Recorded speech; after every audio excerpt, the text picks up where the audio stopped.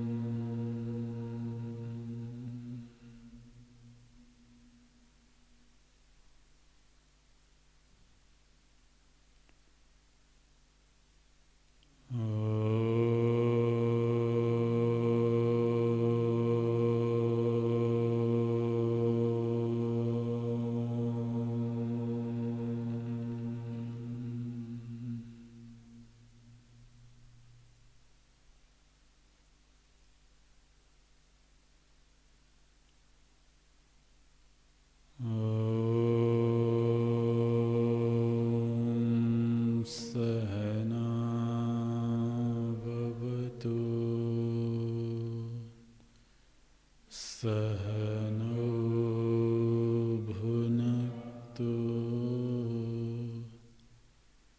सह वीर्यं करवावहै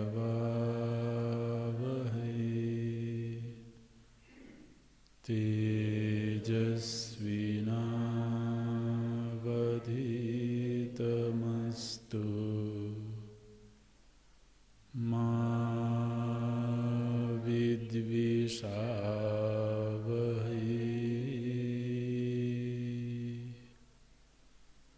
ॐ शान्तिः शान्तिः शान्तिः।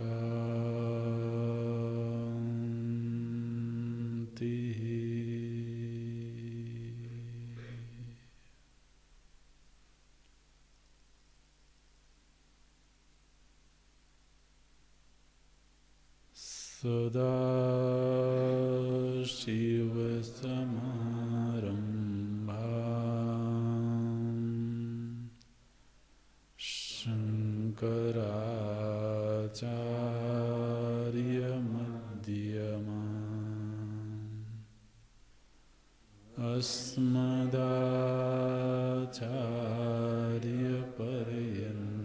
अस्मदाचार्यपर्यन्ताम् वन्दे गुरुपरम्पराम्।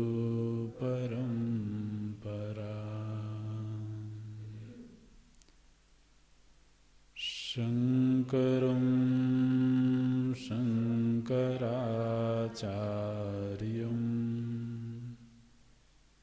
केशवं बादरायणम्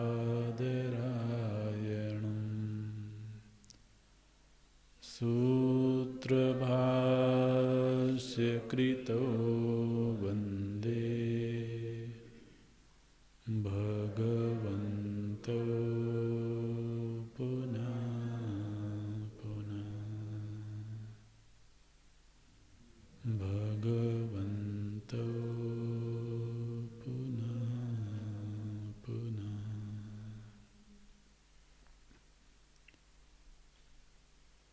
ॐ आप्यायन्तु ममाङ्गानि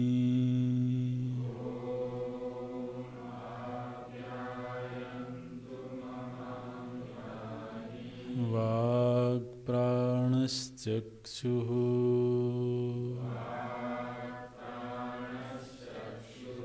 श्रोत्रमथो बलमिन्द्रियाणि च सर्वाणि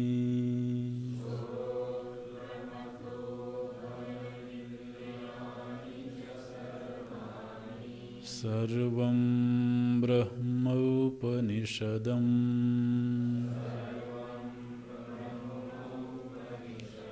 माहं ब्रह्म निराकुर्याम्।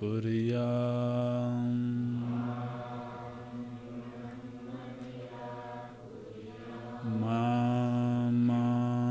ब्रह्म निराकरोत्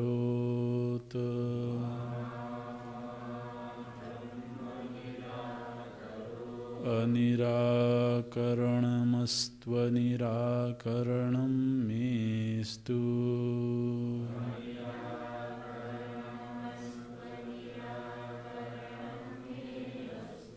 तदात्मनि निरतेय उपनिषत्सु धर्माः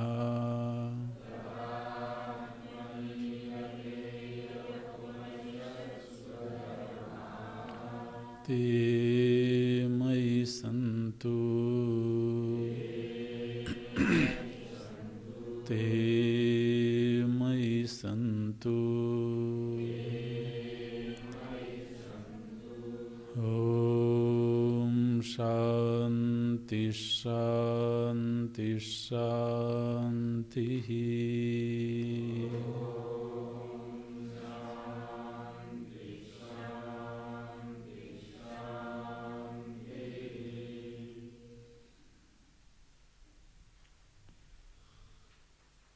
यदि मन्यसे सुवेदेति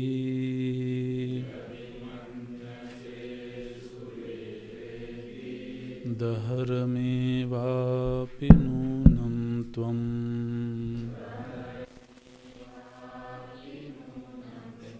वेत्थ ब्रह्मणो रूपम् यदस्य त्वं यदस्य च देवेषु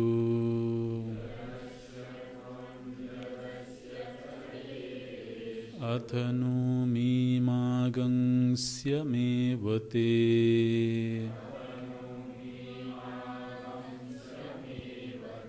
मन्ये विदितम् नाहं मन्ये सुवेदेति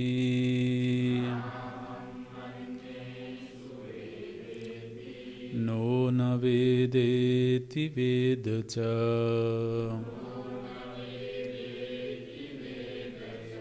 यो नस्तद्वेद तद्वेद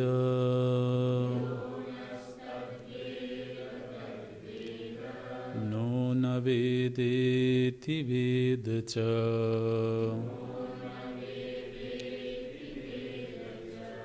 यस्यामतं तस्य मतं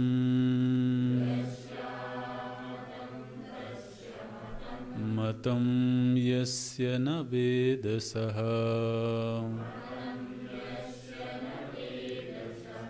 अविज्ञातं विजानताम्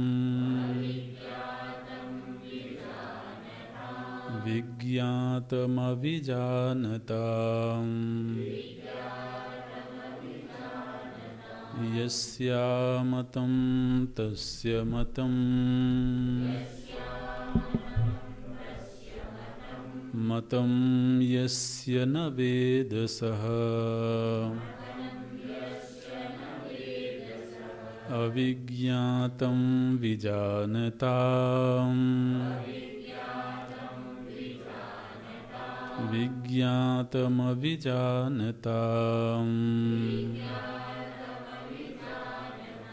विज्ञातमविजानताम्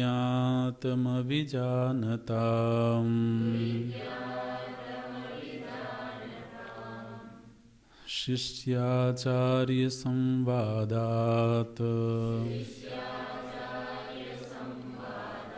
प्रतिनिवृत्य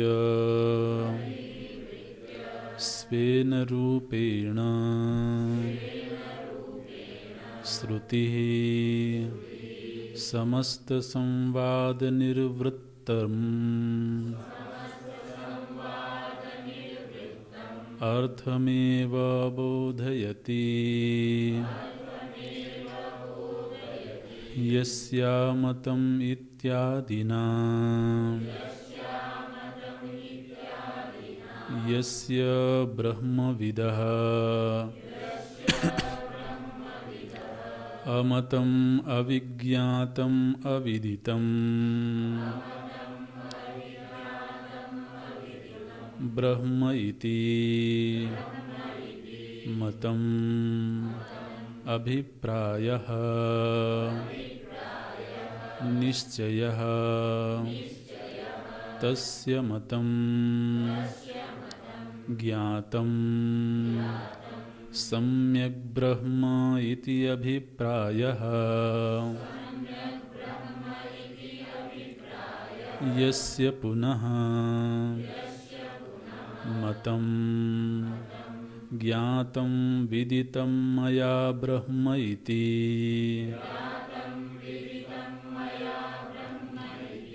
निश्चयः न वेद एव सः न ब्रह्म विजानाति सः विद्वद् अविदुषोः यथोक्तौ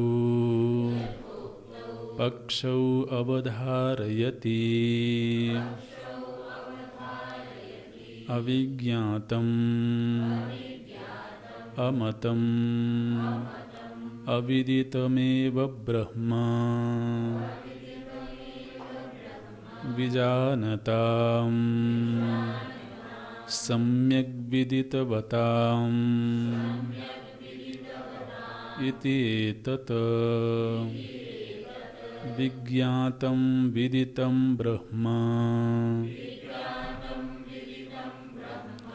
अविजानताम् असम्यग्दर्शिनाम्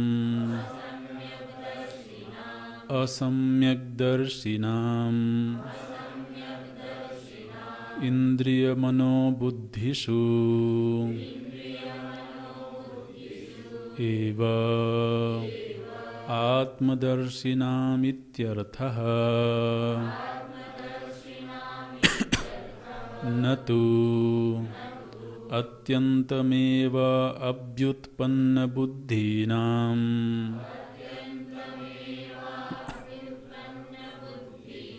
अत्यन्तम् एव अभ्युत्पन्नबुद्धीनाम्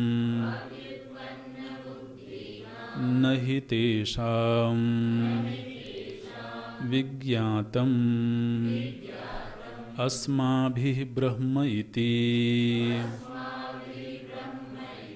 मतिः भवति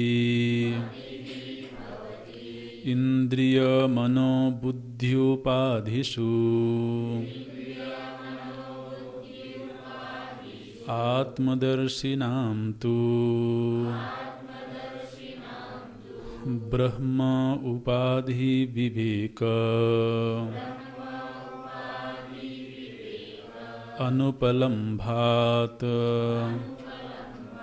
बुद्ध्यादि उपाधेश्च विज्ञातत्वात् विदितं ब्रह्म इति उपपद्यते भ्रान्तिः इति अतः सम्यग्दर्शनपूर्वपक्षत्वेन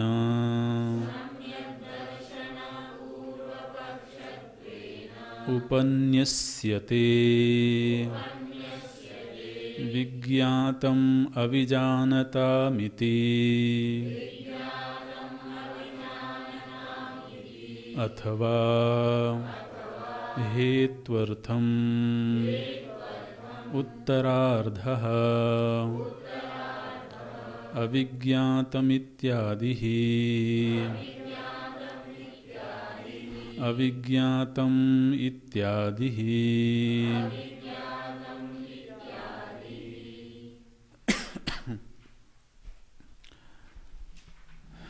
इस श्रुति में जो संवाद की योजना थी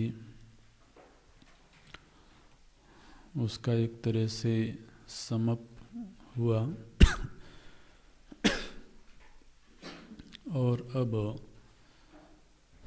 श्रुति सीधे ही उपदेश करती हैं। इस उपनिषद में जो प्रसंग चल रहा है बहुत सूक्ष्म और गंभीर प्रसंग है। इस विषय को अच्छी प्रकार से समझने के लिए अपने आप को पूरी तरह से तैयार करना चाहिए। श्रीमद् भागवत महापुराण में भागवत का आरंभ होने से पूर्व भागवत श्रवण की विधि का निरूपण हुआ कि भागवत श्रवण किस प्रकार से करना चाहिए। तो वहाँ एक श्लोक वेदव्यास जी ने लिखा, वो प्रत्येक विद्यार्थी को हमेशा याद रखना चाहिए। वो बोलते हैं, विश्वासो गुरुवाक्येषु स्वस्मिन् दीनत्व भावना। इसको लिख लेना चाहिए। तो विश्वासो गुरुवाक्येषु स्वस्मिन् दीनत्व भावना मनोदोष जयश्चैव कथायां निश्चला मतिः। मनोदोष जयश्चैव कथायां निश्चला मतिः। असल में प्रसंग यह था कि धुंधुकारी की मुक्ति के लिए गोकर्ण जी उनको भागवत कथा का श्रवण करवा रहे थे और श्रवण संपन्न होने पर तो देवलोक से विमान आया और वो केवल धुंधुकारी को लेकर के गया। जाने लगे जब देवदूत उनको लेकर के, तो उस कथा में और भी श्रोता थे, सभी ने सुना था। तो गोकर्ण जी ने उन देवदूतों से पूछा कि यहाँ पर इतने लोगों ने श्रवण किया है, आप केवल धुंधुकारी को लेकर के क्यों जा रहे हैं। तो वो प्रसंग पढ़ना चाहिए, पुनः पुनः पढ़ना चाहिए। देवदूतों ने कहा कि श्रवणम तो कृतम सर्वैः। सभी लोगों ने श्रवण किया है, ये बात सही है, लेकिन जिस एकाग्रता से, जिस समर्पण से, जिस अधिकारित्व के साथ धुंधुकारी ने श्रवण किया है, उस अधिकारिता के साथ सभी ने नहीं किया। दूसरा, जिस आत्मसमर्पण के साथ उसने उस विषय का मनन किया, उस तरह से सभी ने नहीं किया। श्रवणम तो कृतम सर्वैः न तथा मननम कृतम। तो वहाँ पर श्रवण विधि का निरूपण हुआ। तो उसमें ये श्लोक आया, सीधे बैठिए। कुछ लोग बिल्कुल ऐसे झुके बैठे रहते हैं। तो बोलते हैं, विश्वासो गुरुवाक्येषु। ये पहली योग्यता का निरूपण करते हैं। गुरु और वेदांत वाक्यों में विश्वास, ये मने श्रद्धा इतनी गहरी हो, श्रद्धा की संपत्ति इतनी हो कि अगर कोई वाक्य, कोई सिद्धांत हमें समझ में नहीं आता है या हमारी बुद्धि उसको स्वीकार नहीं कर पाती है, तब भी यथार्थ वाक्य वही है। शायद मेरी बुद्धि में दोष है जिसकी वजह से मेरी बुद्धि उसको स्वीकार नहीं कर पाती है। इस स्तर की श्रद्धा होवे। आखिर हम परम सत्य का निर्वचन सुन रहे हैं। तपःपूत ऋषियों ने जिस का साक्षात्कार किया है, मैंने अपने उन पूर्व के ऋषियों, उन आचार्यों की तपस्या को याद करके भी तो अपनी योग्यता को बढ़ाने का प्रयत्न करना चाहिए। और ये जो श्रवण काल है, यह जीवन का सर्वोत्तम काल है, सबसे मंगलमयी काल है। इस भावना को हमेशा याद रखना चाहिए, तभी ये गंभीर विषय हृदय में अवतरित होते हैं। ये जो भाषा है, जो विचार हैं, ये कर्णरंध्र से हृदय में जाएं और वहाँ जाकर के अपने अर्थ को खोल दें। क्योंकि ये जो उपनिषद विद्या है, इस विद्या का स्थान हृदय है, ग्रंथ नहीं है। वाक्य केवल उस विद्या के प्रकटीकरण के माध्यम हैं। इसलिए वो वाक्य वहाँ जाकर के खिल जाए, वो वहाँ अर्थ प्रकट कर दे, इतनी योग्यता चाहिए विद्यार्थी में। तो बोलते हैं कि विश्वास इस धरातल का हो कि श्रुति में, आचार्य वाक्य में किसी प्रकार का दोष नहीं हो सकता है। आज चाहे भले वो वाक्य मुझे समझ में नहीं आ रहे हों। श्रद्धा वित्तो भूत्वा ये कहा गया कि यह जो विद्या है, ये केवल बुद्धि कौशल की विद्या नहीं है। कोई अगर ये समझता हो कि मैं केवल बुद्धिमान हूँ इसलिए मुझे ये बात समझ में आ जाएगी, ऐसी कोई शर्त नहीं है। तो इस धरातल की श्रद्धा हो। दूसरी बात बोलते हैं स्वस्मिन दीनत्व भावना। स्वस्मिन दीनत्व भावना माने श्रवण में, प्रमाण विचार काल में अभिमान की न्यूनता होवे। अभिमान सहित जब हम श्रवण में बैठते हैं तो महाराज वो जो विचारों की बरसात होती है, उनको ठहरने के लिए गहराई नहीं मिलती है। तो अभिमान माने क्या? कभी कभी विद्यार्थी में ऐसी वृत्ति आ जाती है कि मैं दूसरों से बेहतर हूँ, मेरी समझ दूसरों से बेहतर है। तो इस तरह की जो मनोवृत्ति है वो कहीं अभिमान को जन्म दे देती है।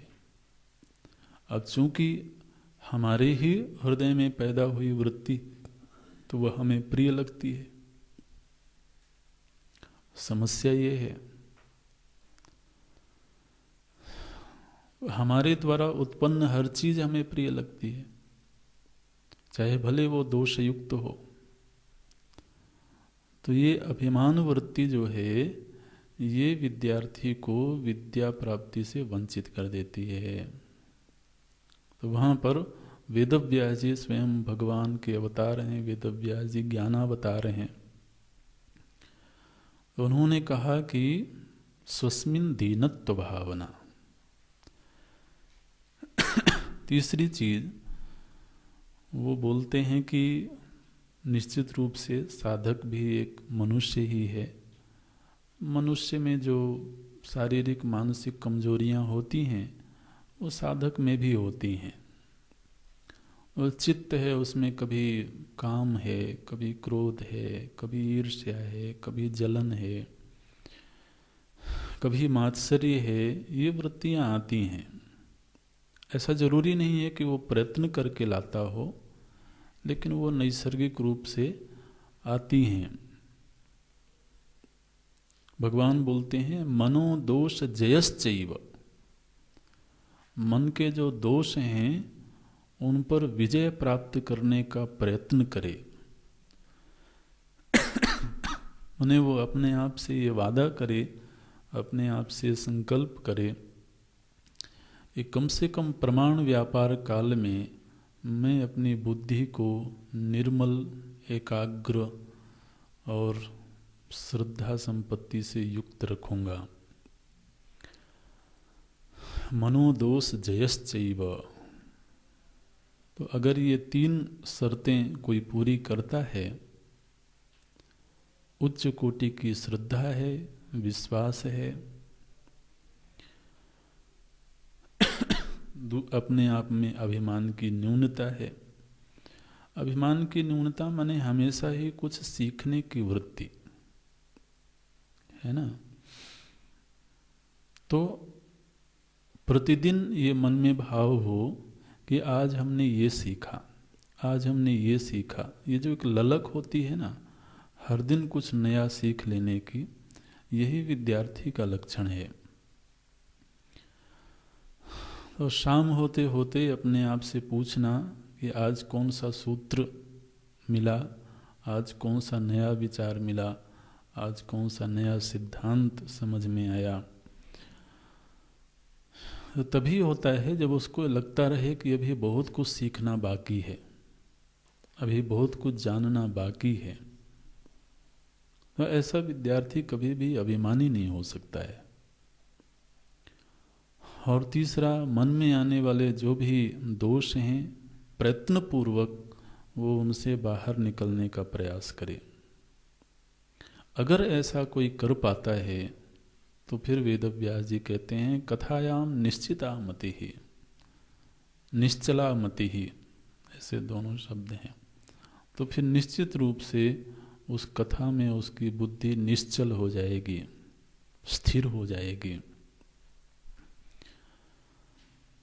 अन्यथा महाराज जो साधारण लोग हैं उनके लिए ये उपनिषद के जो मंत्र हैं, उपनिषद के जो वाक्य हैं, वो बिल्कुल आप समझिए कि वो देहात में कहावत बोलते हैं ना, काला अक्षर। आगे हमने नहीं बोला है।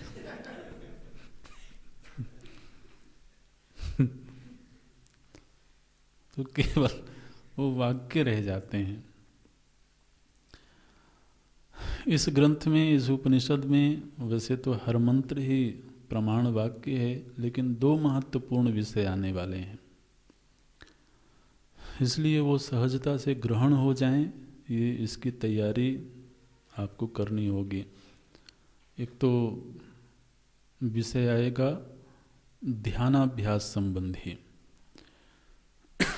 ध्यान का स्वरूप क्या होना चाहिए, तो वो साधना संबंधी एक विषय आएगा, वो अगले ही मंत्र में आ जाएगा, अगली कक्षा से ही शुरू हो जाएगा। और दूसरा आगे चल के एक विषय आएगा ईश्वर प्रकरण।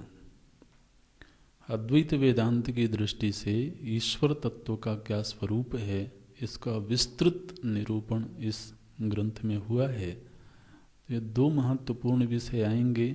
आप कोशिश करो कि पूरी तैयारी के साथ श्रवण होवे। अभी हम इस मंत्र में प्रवेश करते हैं। भगवान भाष्यकार पूर्व के मंत्रों के साथ में संगति लगाते हैं। बोलते हैं शिष्याचार्य संवादात प्रतिनिवृत्य। तो शिष्य और आचार्य के बीच जो संवाद हो रहा था, अब श्रुति माता उस संवाद शैली को छोड़ देती हैं। प्रतिनिवृत्य, अब उससे निवृत्त हो गई। शिष्य आचार्य संवादात प्रतिनिवृत्य, इस संवाद शैली से बाहर निकल करके अब स्वेन रूपेण श्रुति ही, जो श्रुति है वो अपनी ओर से ही समस्त संवाद निर्वृत्तम अर्थम, अब तक जितना संवाद हुआ है आचार्य और शिष्य के बीच में, उस समूचे संवाद का निर्णय क्या है निर्वृत्ति, निर्वृत्ति माने निर्णय, निष्पत्ति। ध्यान रखना इसी वाक्य में दो शब्द आए हैं, एक निवृत्ति और एक निर्वृत्ति। आपको मिल रहे हैं? निवृत्ति माने छोड़ करके, त्याग करके, और निर्वृत्ति जिसमें व्र के ऊपर रकार लगा हुआ है, निर्वृत्ति माने निष्पत्ति, निर्णय। समस्त संवाद निर्वृत्तम अर्थम, ये जो संवाद शैली से जो विचार प्रस्तुत हुए हैं उनका जो निर्णय वाक्य है, जो निर्णीत अर्थ है, निर्वृत्तम अर्थम एव बोधयति, उसका बोध करवा रहे हैं। कह बोधयति?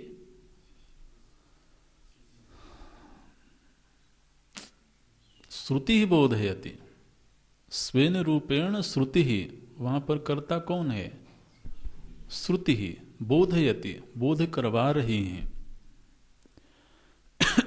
श्रुति ही स्वेन रूपेण बोधयति, जो श्रुति है वो अपनी ओर से ही अब प्रबोधित कर रही हैं, उपदेश कर रही हैं। किम बोधयति?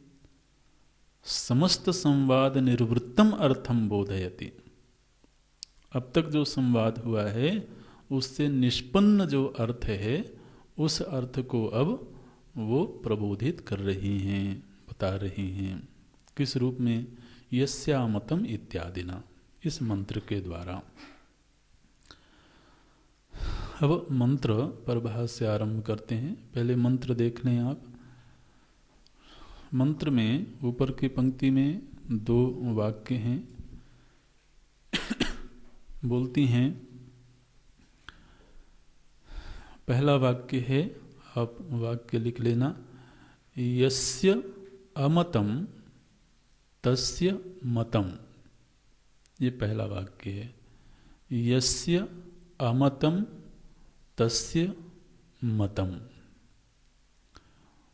दूसरा वाक्य, यस्य मतम न वेदसः।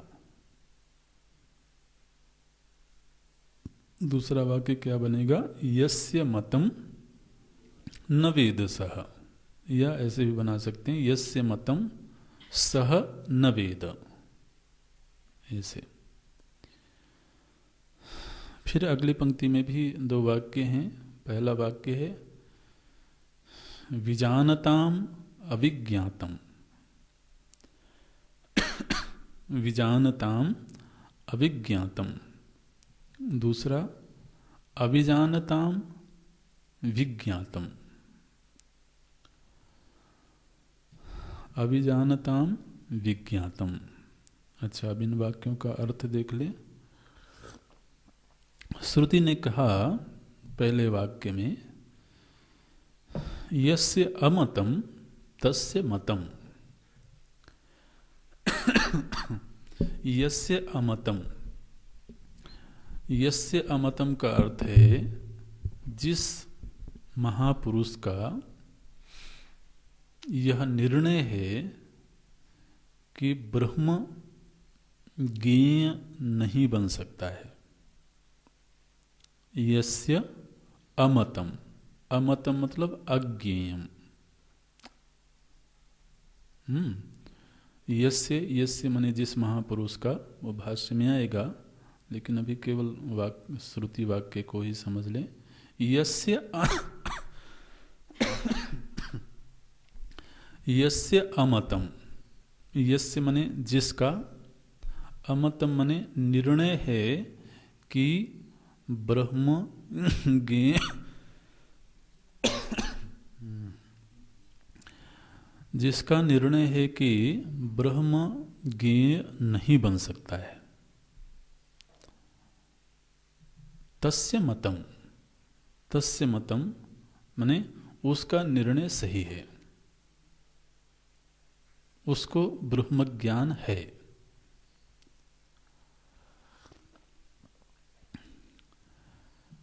दूसरा वाक्य है, यस्य मतम, और जिसका निर्णय यह है कि ब्रह्म ज्ञेय बन सकता है, ब्रह्म बुद्धि के घेरे में आ सकता है, श्रुति कहती हैं सह न वेद, वह ब्रह्म को नहीं जानता है।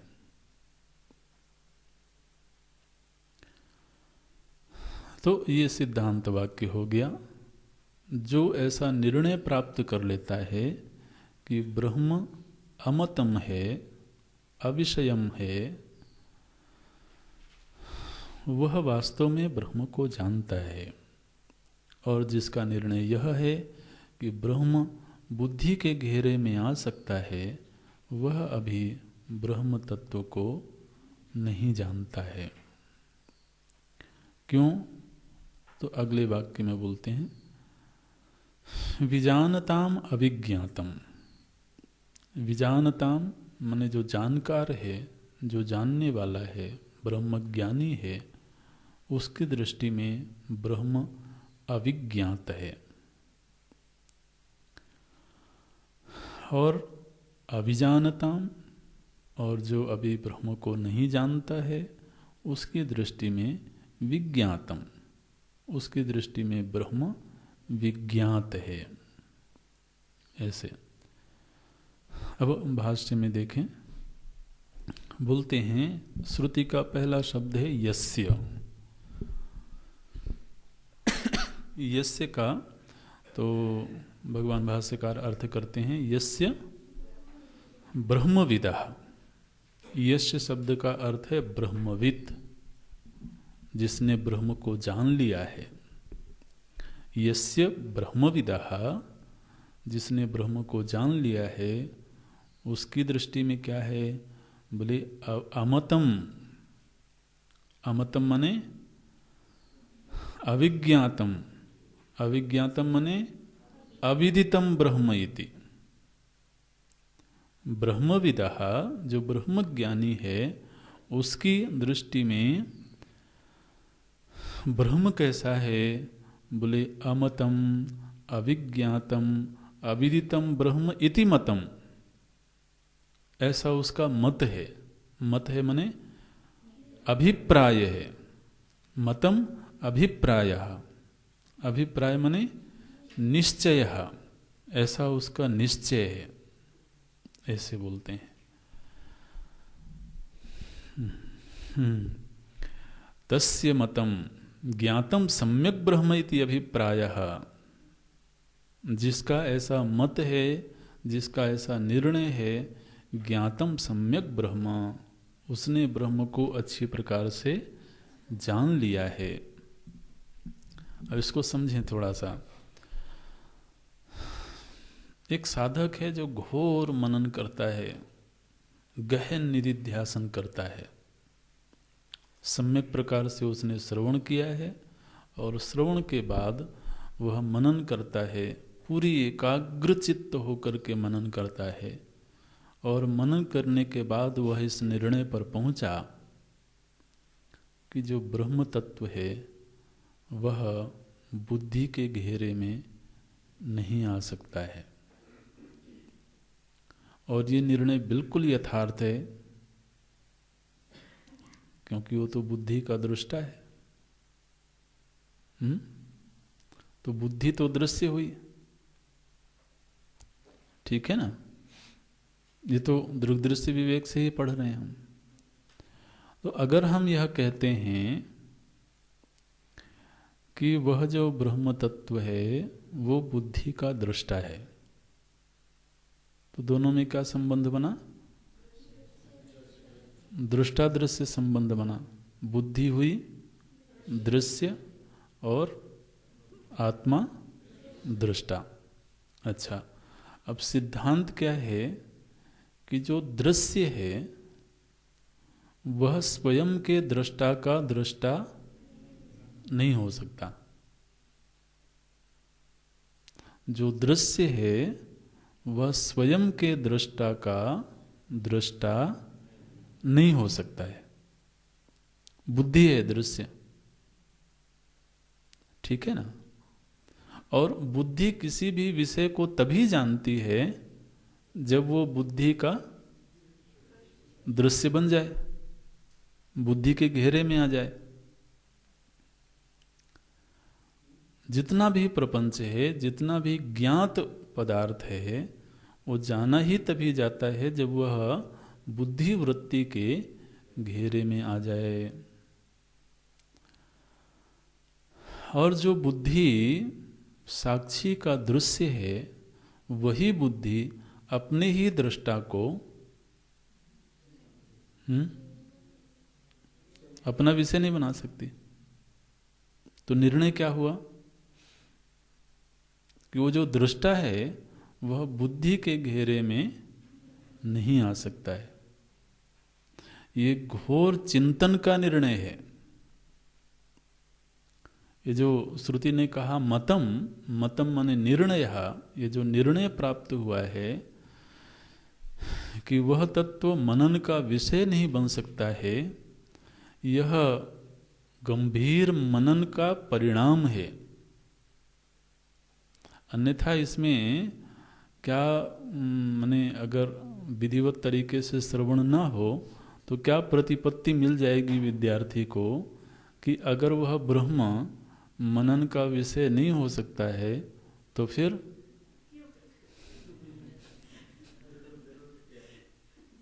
फिर मनन क्यों किया जाए।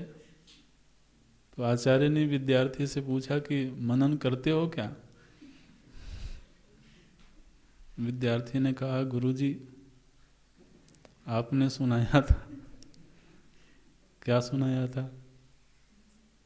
ब्रह्म का मनन नहीं हो सकता, तो इसलिए मैं नहीं करता हूं। ये कोई ख्याल नहीं है, इस बात को ध्यान देना।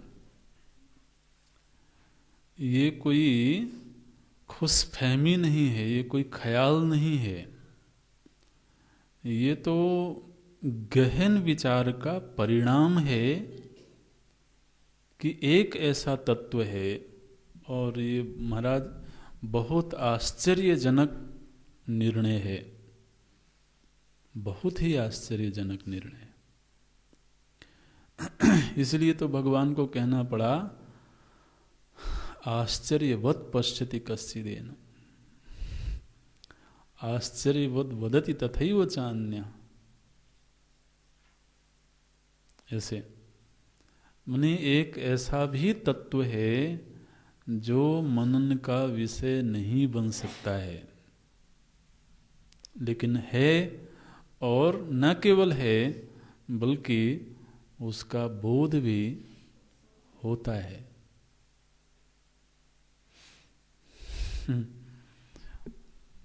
ये श्रुति का निर्णय है। बोलती हैं जो ब्रह्मविदः यस्य, जो ब्रह्मविद है उसने जब उसको जाना, उसका अपरोक्ष अनुभव किया, बुद्धि निरपेक्ष वृत्ति निरपेक्ष अनुभव हुआ, तो उस धरातल पर बैठ करके उसको यह निर्णय प्राप्त हुआ कि ये ऐसी अनुभूति है जो वृत्ति का विषय नहीं बन सकती है। देखिए भाष्य, यस्य ब्रह्मविदः अमतम अविज्ञातम अविदितम ब्रह्म। अविदितम ब्रह्म का अर्थ ये नहीं करना कि ब्रह्म नहीं जाना गया, क्योंकि पहले ही बता दिया गया ब्रह्मविदः, जिसने ब्रह्म को जान लिया है। जानने के बाद वो इस निर्णय पर पहुंचा है कि यह विदित कोटि में नहीं आ सकता है। विदिताविदिताभ्याम अन्यत, ये पहले हम लोग पढ़ चुके हैं। तो अविदितम ब्रह्म इति मतम, ऐसा उसका मत है।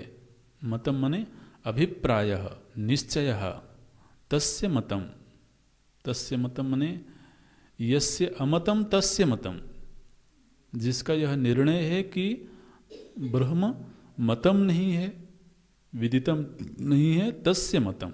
तस्य मतम का क्या अर्थ करते हैं?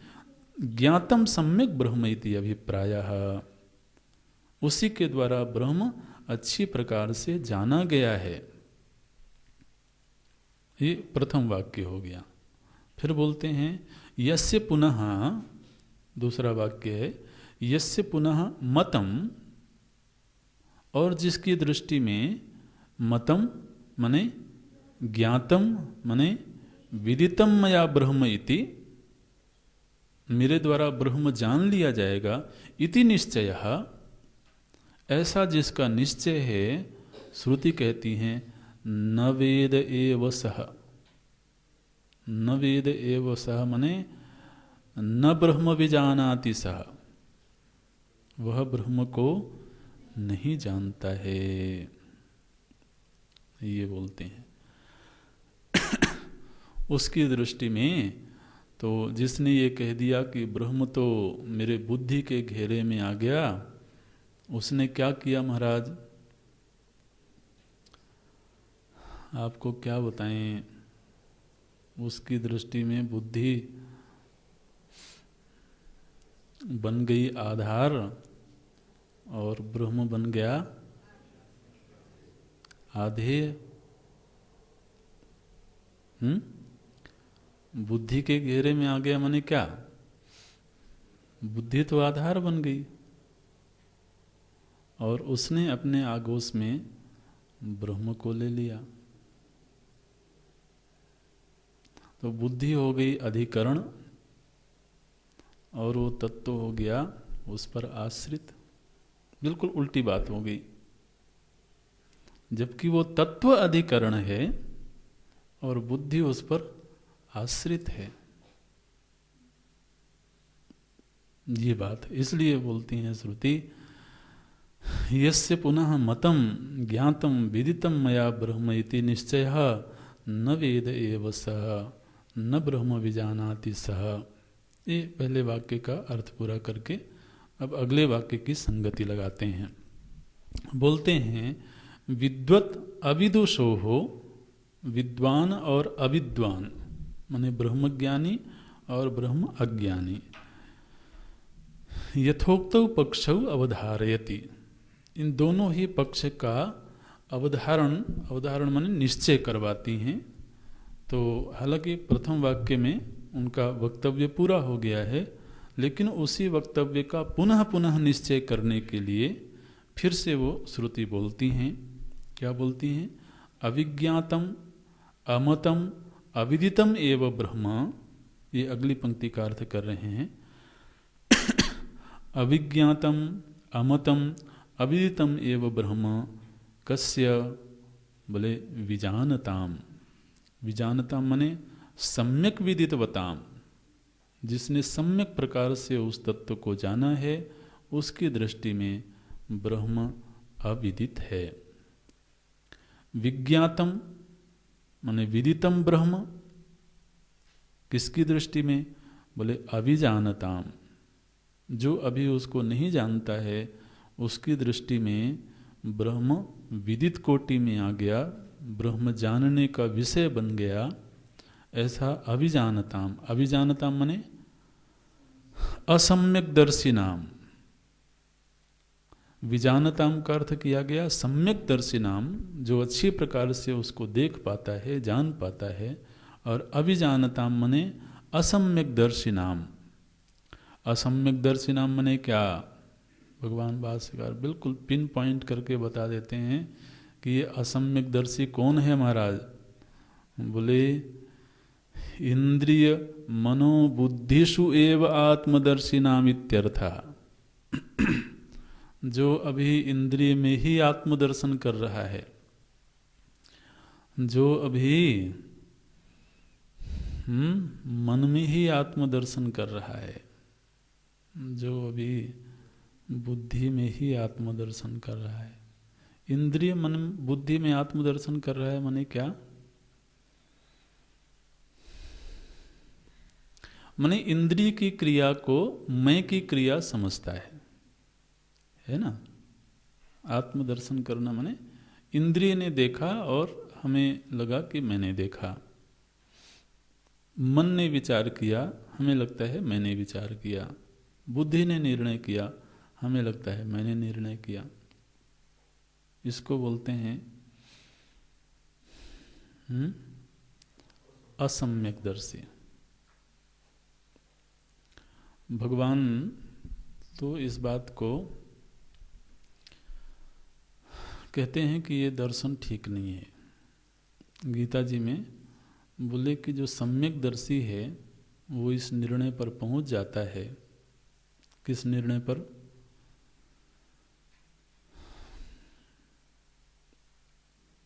कोई नहीं बोलता है।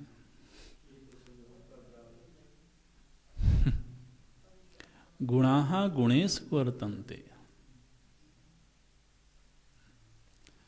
भगवान गीता जी में बोलते हैं, बोले कि जो बाहर विषय है वो विषय क्या है?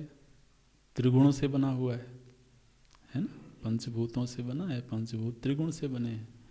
तो बाहर का विषय त्रिगुणात्मक है। और इंद्रियां भी त्रिगुणात्मक ही है ना। इंद्रियां भी तो गुणों से ही बनी हैं। तो बोलते हैं कि इंद्रिय का विषय में वर्तन ये क्या है? बोले गुण का गुणों में वर्तन हो रहा है, ऐसे बोलते हैं गीता जी में। तो इंद्रियषु न आत्मदर्शिनः, वो इंद्रिय में आत्मदर्शन नहीं करता है। मन भी सत्वगुण का परिणाम है, बुद्धि भी सत्वगुण का परिणाम है, इंद्रियां भी गुणों का परिणाम है। तो इसलिए इनके जो विषय हैं वो भी गुण हैं और ये स्वयं भी गुण हैं। गुणों का गुणों में ही वर्तन हो रहा है।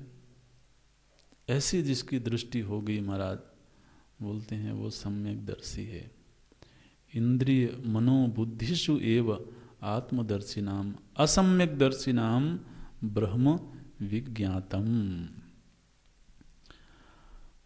अच्छा, भगवान भाष्यकार को लगा कि ये जो इंद्रिय बुद्धि और मन में आत्मदर्शी हैं, जो ये कहते हैं कि ब्रह्म जान लिया गया या ब्रह्म हमारी बुद्धि का विषय बन गया, तो ये कोई बड़े निकृष्ट लोग होंगे। ये कोई बड़े नासमझ लोग होंगे, क्योंकि श्रुति तो ऐसे लोगों की निंदा कर रही है, प्रशंसा नहीं कर रही है। भगवान भाष्यकार थोड़ा सा ऐसे लोगों को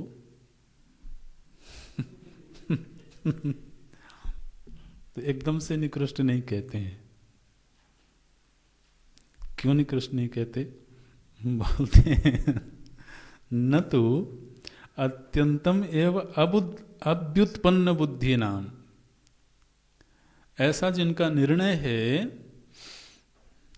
कि विज्ञातम ब्रह्म, जिनका यह निर्णय है कि ब्रह्म विज्ञात हो गया, ब्रह्म जान लिया गया, तो बोलते हैं कि यह निर्णय भी अभ्युत्पन्न बुद्धि वालों का नहीं होता है। अभ्युत्पन्न मतलब जिनकी मेधा अच्छी नहीं है, जिनकी निर्मल बुद्धि नहीं है, ऐसे निर्मल बुद्धि, ऐसे मलिन बुद्धि वालों का ऐसा निर्णय नहीं हो सकता है। जो ये कहते हैं कि ब्रह्म को जान लिया गया या ब्रह्म को मैंने जान लिया, तो वो भी कोई साधारण लोग हैं क्या? भगवान भाष्यकार के इस वाक्य को समझना। श्रुति ने क्या कहा कि जो ये कहता है कि ब्रह्म को नहीं जाना जा सकता है, वो तो आत्मज्ञानी है, ठीक। फिर जो ये कहता है कि ब्रह्म को मैंने जान लिया, वह आत्मज्ञानी नहीं है। लेकिन आत्मज्ञानी नहीं है, फिर भी वह साधारण व्यक्ति नहीं है, क्योंकि वो ये दावा करता है कि मैंने ब्रह्म को जान लिया है। कोई साधारण व्यक्ति कर सकता है ऐसा क्या? महाराज, साधारण व्यक्ति को क्या मतलब ब्रह्म क्या होता है? वो शायद जीवन में कभी शब्द भी ना सुना हो। तो अगर कोई यह कहने की हिम्मत रखता है कि मैंने ब्रह्म को जान लिया है, मेरी बुद्धि का विषय बन गया, तो वो कोई अभ्युत्पन्नमति नहीं है। भगवान भाष्यकार उसकी भी पीठ थपथपा दे, चिंता मत करो, हम तुमको बाहर नहीं बिठाएंगे। तो बोलते हैं न तो अत्यंतम एवं अभ्युत्पन्न बुद्धि नाम, जिसकी व्युत्पन्न बुद्धि नहीं है, माने एकाग्र बुद्धि नहीं है, निर्मल बुद्धि नहीं है, मेधा संपन्न बुद्धि नहीं है, ऐसे लोगों का निर्णय नहीं होता है। क्यों ऐसे लोगों का निर्णय क्यों नहीं होता? बोलते हैं नहीं तेषाम विज्ञातम अस्माभिः ब्रह्म इति मतिर्भवति। जिनकी बुद्धि अभी निर्मल नहीं है महाराज, उनकी ये बुद्धि कभी नहीं बनेगी कि अस्माभिः ब्रह्म विज्ञातम इति, हमारे द्वारा ब्रह्म जान लिया गया है, ऐसी मति तो उनकी कभी नहीं बन सकती है। वो तो महाराज दाल रोटी का भाव ही खोजते रहेंगे। उनको क्या मतलब है कि ब्रह्म विज्ञात है कि अविज्ञात है? तो अगर कोई ऐसा कहता है, इसका मतलब है कि वो साधारण व्यक्ति नहीं है, वो साधक है, उसने साधना करी है, गंभीर साधना करी है। गंभीर साधना करके उसने दृष्टा के रूप में खोजा है। आप समझते हैं ये जो वाक्य हैं, ये बौद्ध दार्शनिकों ने ये बात कही कि जो बुद्धि वृत्ति है उस एक ही वृत्ति के अर्धांश में ज्ञातापना है और अर्धांश में ज्ञेयपना है। ये कोई साधारण लोगों का मत नहीं है जो ये कहते हैं कि हमने ब्रह्म को जान लिया है। बौद्ध दार्शनिक बड़े गंभीर दार्शनिक हैं, बड़े गंभीर विचारक हैं। उन्होंने ये निर्णय दे दिया महाराज कि बुद्धि में ही अर्धांश में ज्ञातापना है, अर्धांश में ज्ञेयपना है। माने वृत्ति के द्वारा ही, विज्ञान के द्वारा ही विज्ञान को जाना गया। विज्ञान माने चेतन उनकी दृष्टि में। तो जो चेतन है वही बुद्धि वृत्ति है और उसी के आधे अंश में ज्ञाता है, आधे अंश में ज्ञेय है। माने चेतन ही चेतन को जान जाता है, ऐसा उनका निर्णय है। इसलिए भगवान भाष्यकर कहते हैं अगर कोई ऐसा निर्णय प्राप्त करता है तो वो भी कोई साधारण व्यक्ति नहीं है, लेकिन फिर भी वह ब्रह्म ज्ञान से थोड़ा सा वंचित रह गया। ये बोलते हैं न तो अत्यंतम एव अभ्युत्पन्न बुद्धिनाम नहि तेषाम विज्ञातम अस्माभिः ब्रह्म इति मतिर्भवति। जो अभ्युत्पन्न मति वाले हैं उनकी यह मति कभी नहीं बनती है कि अस्माभिः विज्ञातम ब्रह्म, हमारे द्वारा ब्रह्म जाना गया। अच्छा, तो जिनकी ऐसी मति बनी कि ब्रह्म जाना गया, आप जरा थोड़ी सी उनकी व्याख्या कर दीजिए। आप जब उनको कह रहे हो कि ये भी उच्च कोटि के लोग हैं, ये भी कोई साधारण नहीं है, तो आप कृपा पूर्वक थोड़ा सा उनका और विवरण कर दीजिए। तो भगवान भाष्यकार विवरण करते हैं।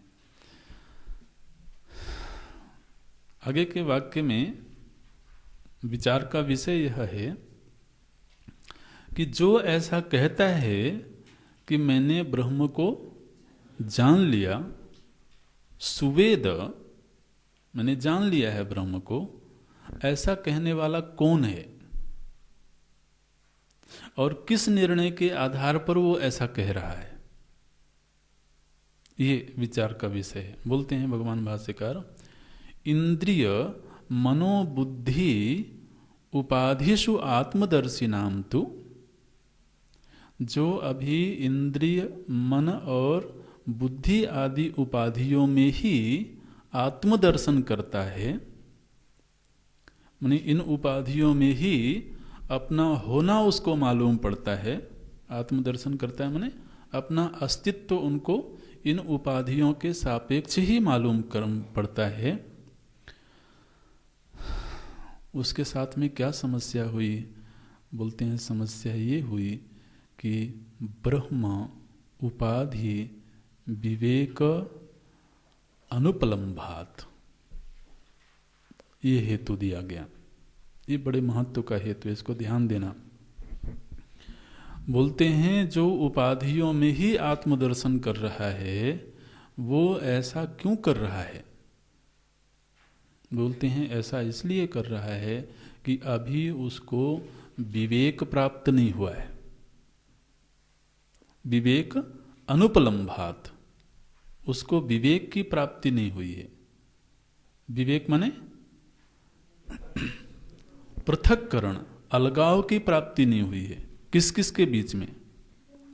ब्रह्म उपाधि। ब्रह्म और उपाधि ये दोनों अलग अलग वस्तुएं हैं।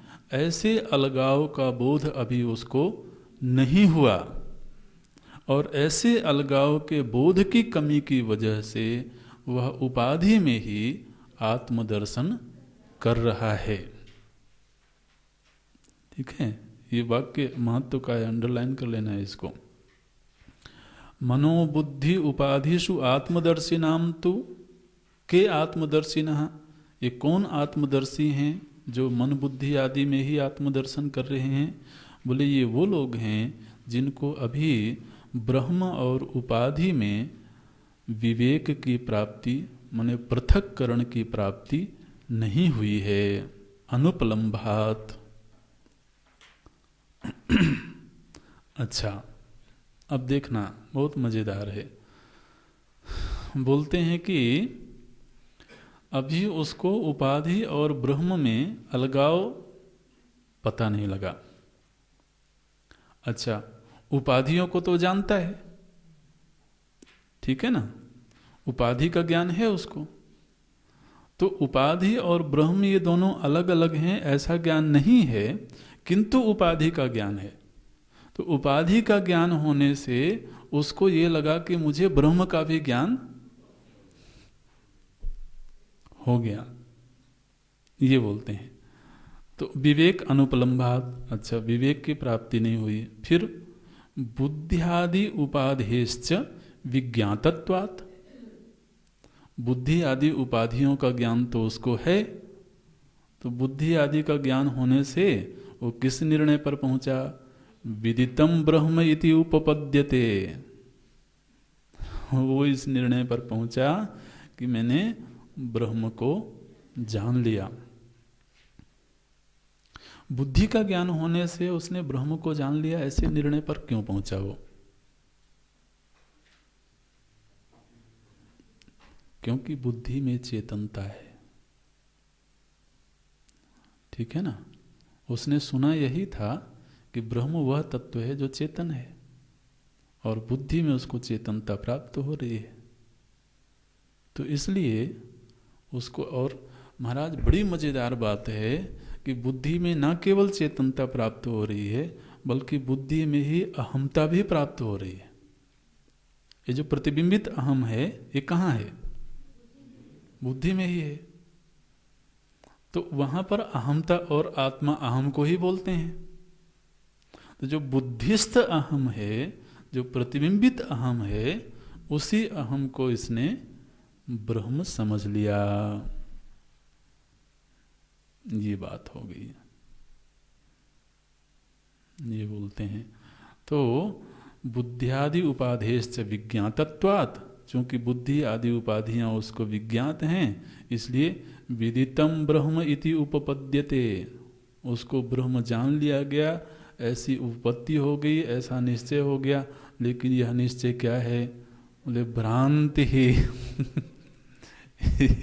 ये जो ब्रह्म विदित हुआ है, यह महाराज मिथ्या विदित हुआ है, मिथ्या ज्ञान है, भ्रांति ही इति अतः।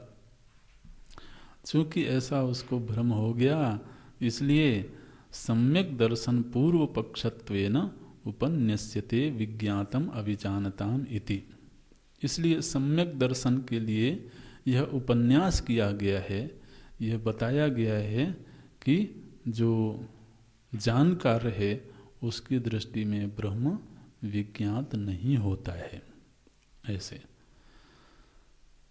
सम्यक दर्शन पूर्व पक्षत्वेन, सम्यक दर्शन तो पूर्व वाक्य में आ चुका है। यस्य मतम यस्य अमतम ये वाक्य आ चुका है। तो वो जो सम्यक दर्शन है उसके पूर्व पक्ष के रूप में, पूर्व पक्ष के रूप में माने कि उसका विरोधी आकर के खड़ा हो सकता है कि अगर वो ब्रह्म ज्ञानी है तो ब्रह्म को जानता है इसलिए ब्रह्म ज्ञानी है, ऐसा पूर्व पक्षी आकर के कह सकता है। श्रुति ने क्या कहा? जो ब्रह्मज्ञानी है उसका निर्णय यह है कि ब्रह्म नहीं जाना जा सकता। तो ऐसा पूर्व पक्षी आकर के खड़ा हो सकता है। इसलिए श्रुति ने कहा कि सिद्धांत यही है, अविज्ञातम भी जानता, जो जानता है उसकी दृष्टि में ब्रह्म कभी भी इंद्रिय गोचर नहीं हो सकता है, बुद्धि का विषय नहीं बन सकता है। इति पूर्व पक्षत्वेन उपन्यस्यते विज्ञातम अभिजानताम इति। अथवा या तो पूर्व पक्षी के रूप में दूसरा वाक्य प्रस्तुत हुआ है, या कि फिर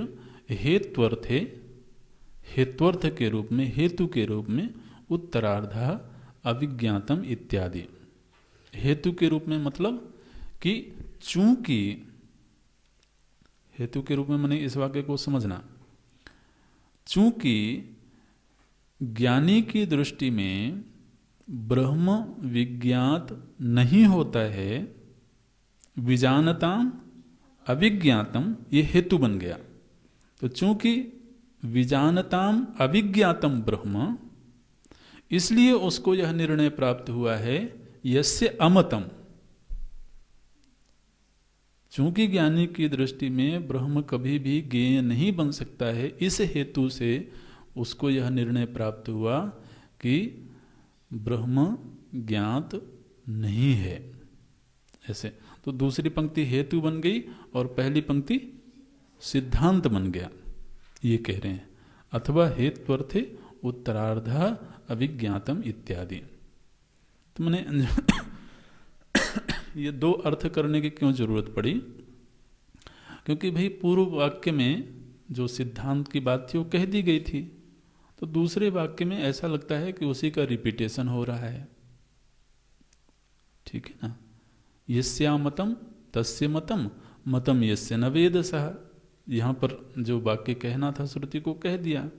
तो पुनः अविज्ञातम विजानताम विज्ञातम अविजानताम, इस वाक्य को बोलने से ऐसा लगता है कि जैसे पूर्व के ही वाक्य का रिपीटेशन हो रहा है। तो भगवान भाष्यकार कहते हैं कि नहीं, ये या तो पूर्व पक्ष के रूप में है और या कि सिद्धांत वो हेतु के रूप में है। तो पहला वाक्य सिद्धांत हो गया, दूसरा वाक्य पूर्व पक्षी हो गया, और या कि फिर दूसरा वाक्य हेतु हो गया, इस तरह से। तो यहाँ पर इसको पूरा करते हैं। अगला मंत्र बड़े महत्व का है, अगली कक्षा में देखते हैं। ओम